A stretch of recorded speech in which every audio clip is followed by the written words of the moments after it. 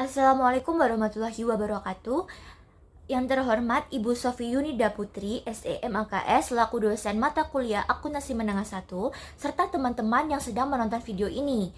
Dalam kesempatan ini, kami dari kelompok G akan mempresentasikan terkait dengan latihan soal P12.2 dan P12.3 serta contoh soal dalam materi aset tak berwujud. Nah, sebelum lanjut ke pembahasan utama, izinkan saya memperkenalkan diri dan anggota kelompok kami. Perkenalkan, nama saya Robiatul Adawiyah dengan MPM akhir 163 dan anggota lainnya terdapat Eda Amelia 094, Nadia Ayu 137, dan Gita Amelia 277. Sekian perkenalan dari kami, mari kita lanjutkan ke pembahasan soal. Soal yang pertama yaitu P12.2. Laboratori memegang paten yang berharga nomor 7586002-1A pada presipitator yang mencegah jenis polusi udara tertentu. Tidak memproduksi atau menjual produk dan proses yang dikembangkannya. Sebaliknya, perusahaan melakukan penelitian dan pengembangan produk dan proses yang dipatenkannya, lalu menyerahkan paten tersebut kepada produsen berdasarkan royalti. Kadang-kadang perusahaan menjual paten. Riwayat paten Co nomor 7586002-1A adalah sebagai berikut. Tanggal 2013 sampai 2014 terdapat aktivitas penelitian yang dilakukan untuk mengembangkan presipitator dengan biayanya yaitu $384.000. Lalu pada Januari 2015 ada aktivitas desain dan konstruksi prototipe dengan biayanya 87.600. Lalu pada 2015 terdapat pengujian model dengan biayanya 42.000. Pada Januari 2016, aktivitas biaya yang dibayarkan kepada insinyur dan pengacara untuk menyiapkan aplikasi paten. Paten diberikan pada 30 Juni 2016 dengan biayanya yaitu 59.500. Pada November 2017, aktivitas rekayasa yang diperlukan untuk memajukan desain presipitator ke tahap manufaktur yaitu 80.500. Lalu pada Desember 2018, biaya hukum yang dibayarkan untuk mempertahankan paten presipitator dengan sukses yaitu 42.000. Lalu pada April 2019 yaitu ada aktivitas biaya pengembangan ditujukan untuk memodifikasi desain presipitator yang dipatenkan yaitu $49.000. Lalu pada Juli 2021 ada biaya hukum dibayarkan dalam gugatan pelanggaran paten yang tidak berhasil terhadap pesaing dengan biayanya sebesar $34.000. Berdasarkan pelaksanaan kontrak royalti pada Maret 2019, paten tersebut dianggap layak secara ekonomi. Joe mengasumsikan masa manfaat 17 tahun saat menerima paten presipitator awal. Pada tanggal 1 Januari 2021, perusahaan merevisi estimasi masa manfaatnya menjadi 5 tahun tersisa. Amortisasi dihitung untuk 1 tahun penuh jika biaya dikeluarkan sebelum tanggal 1 Juli dan tidak ada amortisasi yang dihitung untuk tahun tersebut jika biaya dikeluarkan setelah tanggal 30 Juni. Tahun perusahaan akan berakhir pada tanggal 31 Desember.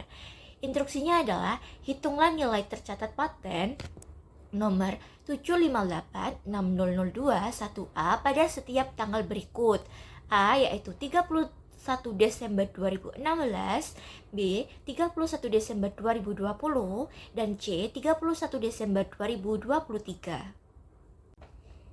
Selanjutnya yaitu pembahasan soal. Dari soal P12.2 diketahui kalau kontrak royalti pada Maret 2019 paten dianggap secara layak secara ekonomi. Asumsi umur manfaat adalah 17 tahun saat menerima presipitator awal.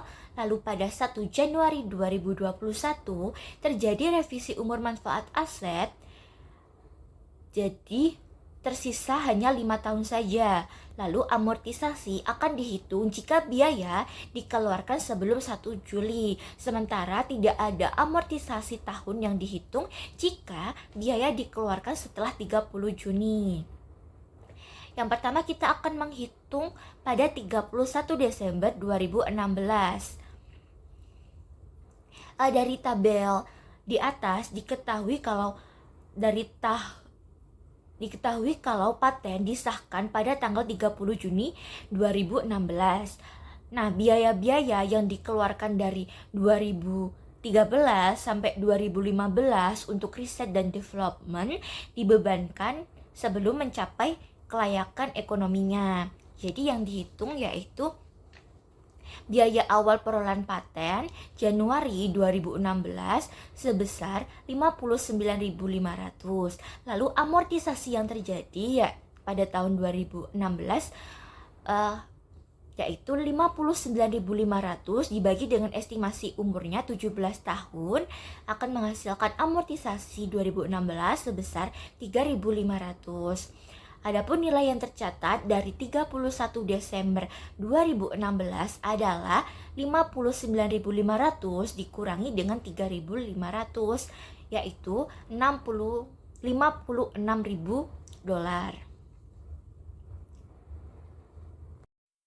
Selanjutnya B yaitu nilai tercatat 31 Desember 2020.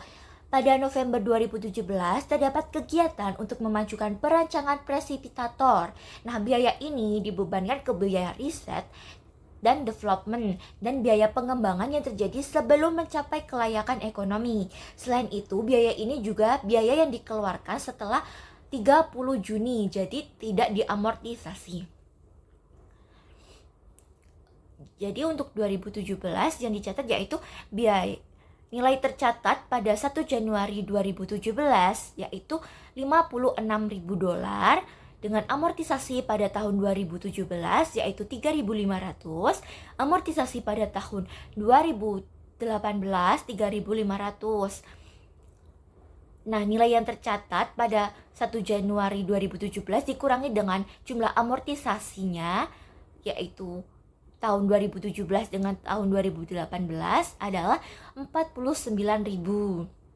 Selanjutnya, pada Desember 2018 ada biaya untuk mempertahankan paten presipitator yang dilakukan dengan sukses yaitu sebesar $42.000.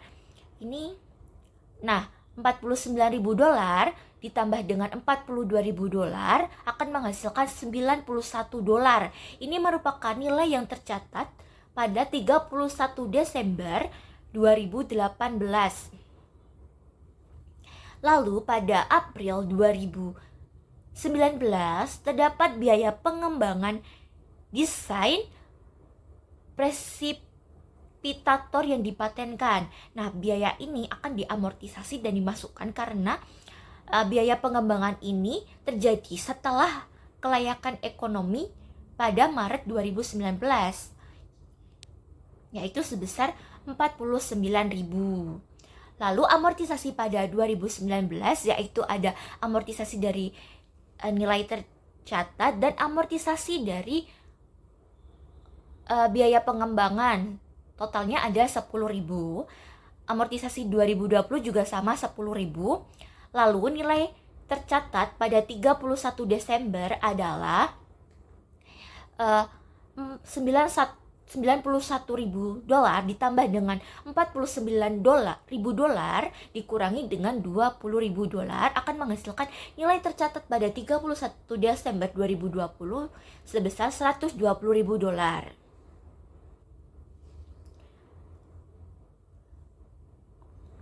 Selanjutnya yaitu nilai tercatat pada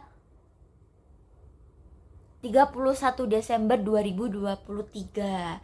Nah, nilai tercatat 1 Januari 2021 adalah sebesar $120.000. Pada tahun 2021 bulan Juli terdapat biaya hukum yang dibayarkan dalam gugatan pelanggaran paten yang tidak berhasil terhadap biaya ini terhadap pesaing.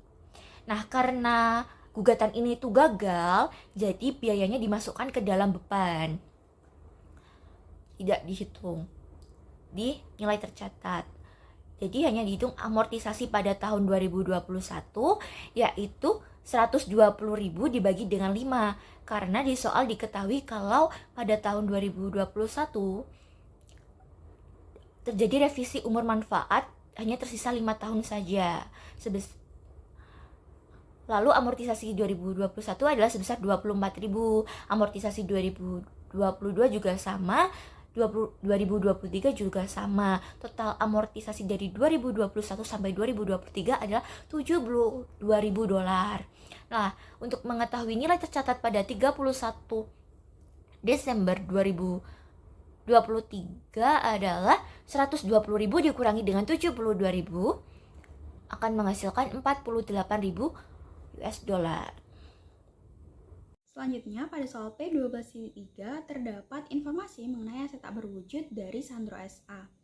Kemudian kita diminta untuk yang pertama menyiapkan jadwal yang menunjukkan bagian aset tak berwujud dari laporan posisi keuangan Sandro pada tanggal 31 Desember 2022. Kemudian yang kedua yaitu siapkan jadwal yang menunjukkan semua biaya yang timbul dari transaksi yang akan muncul pada laporan laba rugi Sandro untuk tahun yang berakhir pada tanggal 31 Desember 2022. Untuk penyelesaian soal P12.3 yang pertama poin A, cost of franchise-nya pada tanggal 1 Januari 2022 sebesar $15.000 ditambah dengan 43.700 menghasilkan 58.700. Kemudian amortization-nya pada 2022 yaitu 58.700 dikali dengan 1/10 menghasilkan 5.870. Kemudian cost of franchise-nya yaitu 52.830.000. Kemudian cost of securing patent sebesar 17.600 dan juga amortization-nya pada tahun 2022 yaitu 17.600 dikali dengan 1/8 yaitu 2.200. Kemudian cost of patent-nya yaitu sebesar 15.400. Kemudian cost of trademark pada 1 Juli 2022 sebesar 36.000. Kemudian amortization-nya pada 1 Juli 2019 hingga 1 Juli 2022 yaitu 36.000 dikali dengan 3/20 menghasilkan 5.400. Kemudian book value-nya pada 1 Juli 2022 yaitu 30.600. Kemudian cost of successful legal defense pada 1 Juli 2022 yaitu sebesar 10.200. Kemudian book value after legal defense sebesar 40.800. Selanjutnya amortization-nya pada 1 Juli 2019 sampai 31 Desember 2022 yaitu 40.800 dikali dengan 1/17 dikali dengan 6/12 menghasilkan 1.200. Jadi cost of trademark-nya yaitu sebesar 39.600. Jadi total keseluruhan dari aset tak berwujudnya yaitu $107.830.000. Kemudian untuk poin B yaitu schedule of expense. Yang pertama interest expense-nya yaitu 43.700 dikali dengan 14% menghasilkan 6.118. Kemudian franchise amortization-nya yaitu 5.870. Franchise fee-nya sebesar 45.000.